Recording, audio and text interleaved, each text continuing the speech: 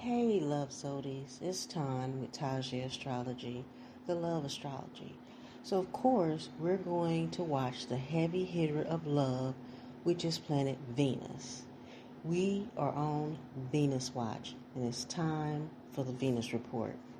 So, March 6th, Venus moves into Aries. Let's talk about it. Venus moves into Aries, but she isn't alone. Venus conjuncts Saturn and Neptune, which means these planets are very close to each other and their energies are combined and brings intensity for us here on Earth. Love gets real, dreams get tested, desires get bold. So when Venus enters Aries, we already know that the energy is bold, direct, and unapologetic. But this time, it's not just a passion. Venus is sitting right next to Saturn, the planet of reality, discipline, karma, and Neptune, the planet of fantasy, illusion, and spirituality. This creates a powerful mix of desire plus reality plus illusion. So the overall energy is that passion meets truth. This is not light, flirty love energy. This is this real or am I romanticizing it? Do I want this or do I need to let it go? Am I choosing this from desire or from illusion? What this combination brings is Aries and Venus, bold love, fast attraction, independent energy. With Saturn, you add in reality checks, committed or commitments or endings, and Neptune brings emotional boundaries. Now, when you add in the Neptune, that's like soulmate fantasies. That's spiritual connections. It's confusion, projection, or denial. And this also is going to bring like the push-pull energy. So you might feel torn between fantasy or reality, passion or logic, and like wanting something versus knowing better. This is where people you wake up from illusions in love, right? So you might be facing some very hard truths about relationships, right? And this energy is going to help you to decide if it's something that's worth committing to. It's also going to help you tap into your shadow side and help you to be like real with yourself. And so you may ask yourself, are you falling for potential instead of reality? Are you ignoring red flags? Because we know that's what Neptune loves to do. Are we staying in something out of obligation? Because we know Saturn, thrives in providing and seeing through certain obligations. And then you're going to touch on that Aries energy, which is, are you cutting something off a little too quick? So this energy is going to help everyone to see clearly, to kind of choose wisely, and move more intentionally. So Venus and Aries conjunct Saturn and Neptune. All right. So we're going to go into it for all 12 signs. And this is for the rising, but you also want to listen for like your sun, your moon, and especially your Venus. All right. All right. First, we're going to start off with our Aries. Now, Aries, this is happening in your first house, right? And the first house is self, it's identity, right? And with this alignment, you're being forced to see yourself clearly, right? And it's asking you to like reinvent yourself, your identity within love, right? Reevaluate strong desires for your independence, as well as letting go of illusions about who you are, right? What this energy is asking you to is to stop shrinking yourself or even like chasing validation, right? It's asking you to become who you really are in this moment. All right, Aries? All right, let's move to Taurus. All right, Taurus rising, it's happening in your 12th house. So this is hidden. The 12th house is hidden. It's healing. It's the subconscious, right? And this is also like deep karmic and emotional energy, right? Letting go of like past lovers, spiritual awakenings in love, and also hidden or secret connections. So with this energy, just be careful of illusions and stay away from unavailable people. All right. So not everything that feels deep is meant to stay. All right, Taurus. All right. Let's move to Gemini. All right, Gemini rising. This alignment is happening in your 11th house, and the 11th house is friends, networks, and like your future, right? So with this, you could potentially find love through your friendships or your social circles or friend groups, right?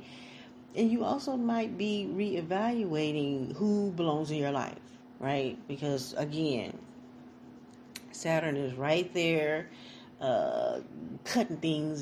He needs to cut things, right? And then your dreams are shifting towards the future, right?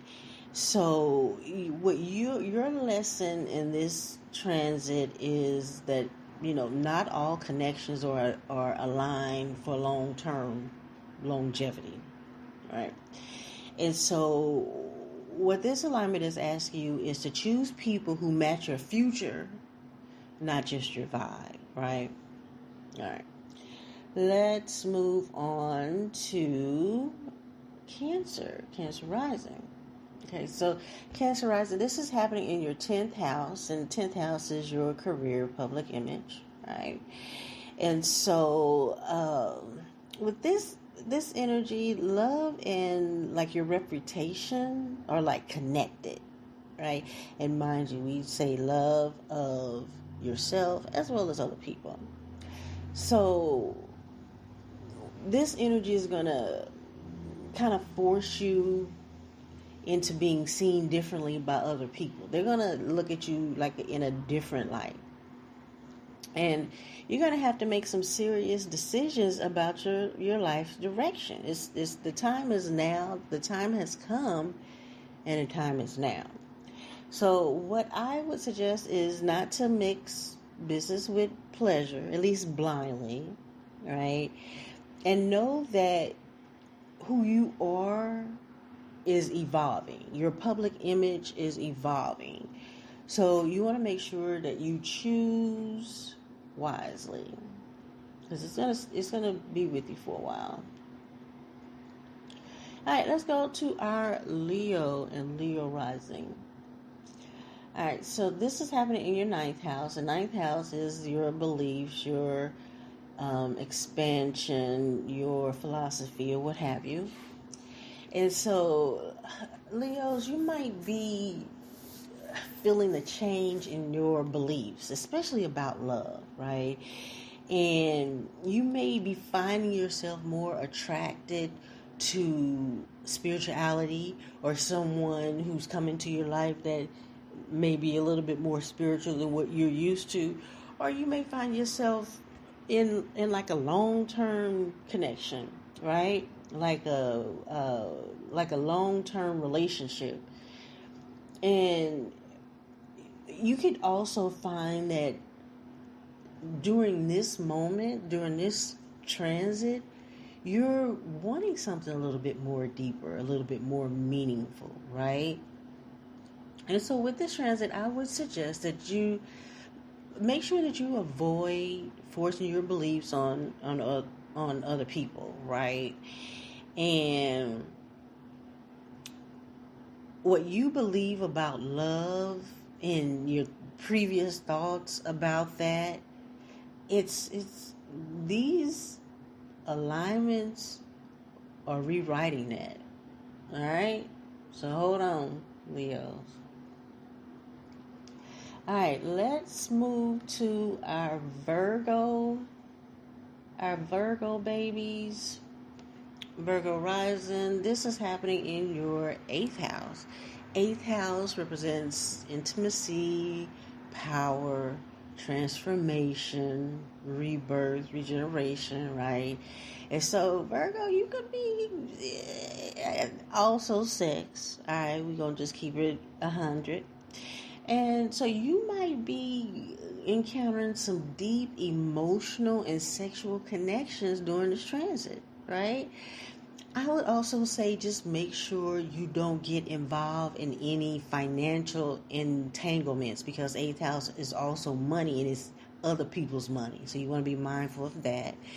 And this transit is also going to help you to face your fears about being vulnerable. All right. As usual, you want to watch out for control, obsession, and emotional illusion. And this is about like transformation, not comfort. So it may get a little tight for you, but just know that you're going to come out better than before at the end of this transit. It's all working for your greater good.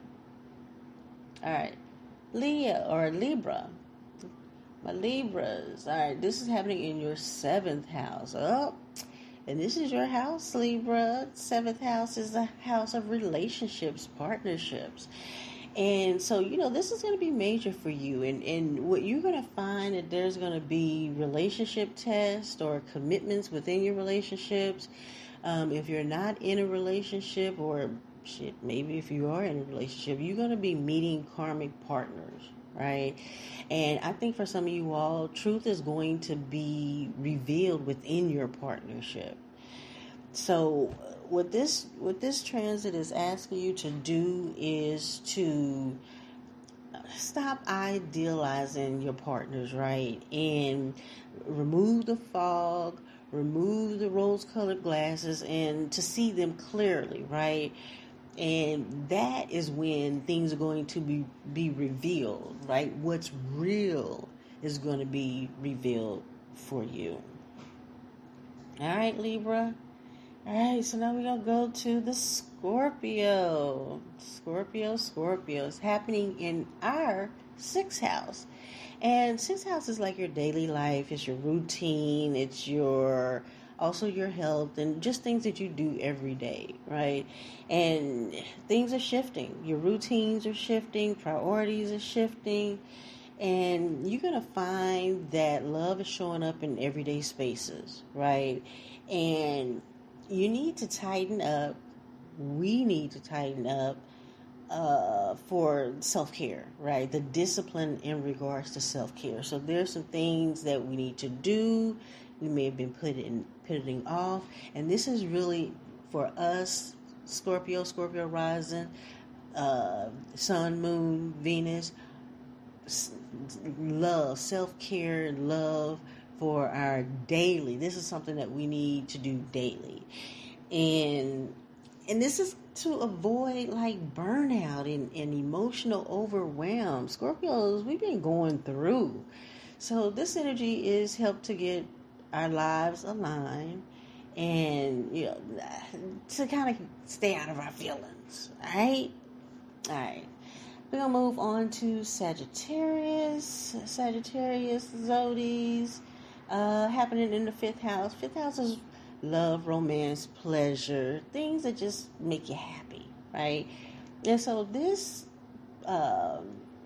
alignment is bringing like this passionate romantic energy to you, right? And you're going to feel really creative and inspired and all types of creative inspirations, right? But there's gonna be some reality checks in dating, All right. So it's gonna be like some connections, right? Some sparks that's sparking up. But just be mindful that all connections, all sparks are not meant to last. But what you can do, like you typically do, is enjoy the moment, right? But don't ignore the truth. All right. Let's move to our Capricorn. Capricorn rising, sun, moon, and Venus. All right, so this transit is happening in the fourth house. Venus is in your fourth house. This is home, it's family, it's emotions, right? And so I think that this Venus with Saturn and Neptune is going to bring a form of emotional healing. And this is going to be emotional healing with the family dynamic, the relationship dynamic, right? And your desire for emotional security is going to come into play. So with this, old wounds may resurface. But with this energy, you can't ignore it. You can't avoid it. You have to deal with it head on. Right? And that's where your lesson is for this particular transit. All right, Capricorn. All right, let's move on to Aquarius, our Aquarius Zodies. Aquarius, this is happening in third house. Third house is communication, mindset, right? And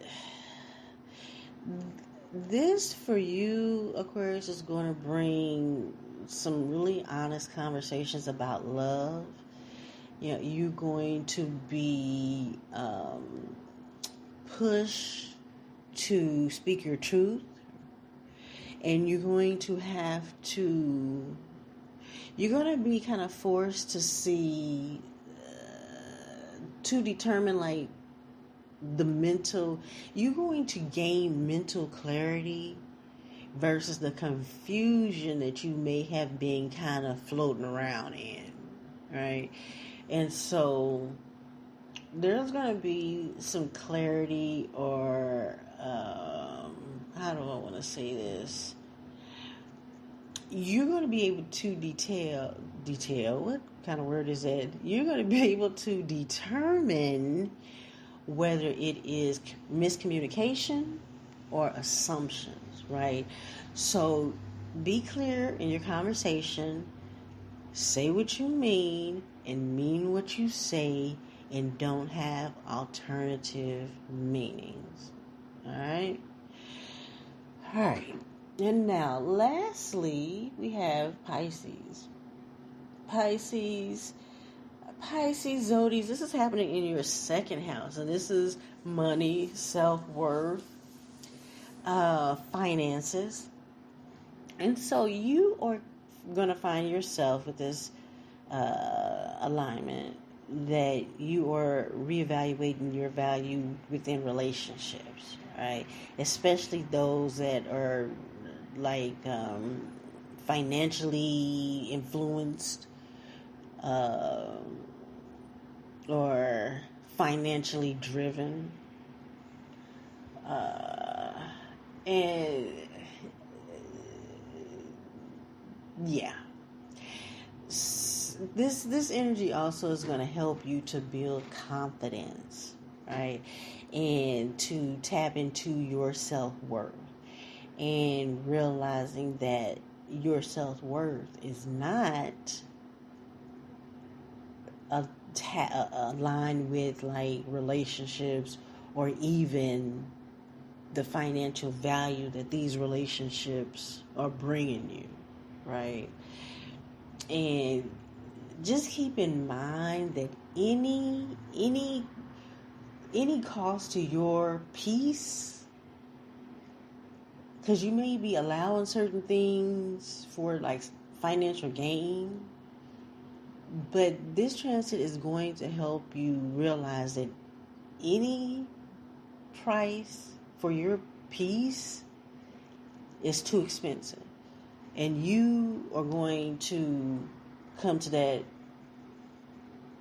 You're going to come to that conclusion at the end of this transit, or by the end of the transit, right? And so overall, it's the Venus conjunct Saturn and Neptune in Aries. It's not about just love, right? It's about truth and love, right? Or are we dealing in truth or reality, or is it Memorex? It's about discipline and love, creating those strong boundaries, not allowing things that we would normally allow or know that we shouldn't allow to occur. And then also clarity in love, because the fog is going to be lifted, the veil is going to clear, or is it the veil lifted and the fog clears? Well, regardless, it's clarity that's going to happen in this. And this is love for self, as well as like love for others. All right? So again, are you choosing truth from illusion? Is it real or is it Memorex? All right, my wonderful, beautiful Zodies. That is our Venus report. Venus is in Aries with Saturn and Neptune. They playing Ring Around the Rosie, pocket full of posies. And yeah, so make sure y'all like the video. Comment below either your sun, moon, or rising, or let me know how this energy is affecting you. Like, how do you feel? What are you going through? All right. And guess what? I'll see all my love Zodies in the next video. All right. Salute, salute.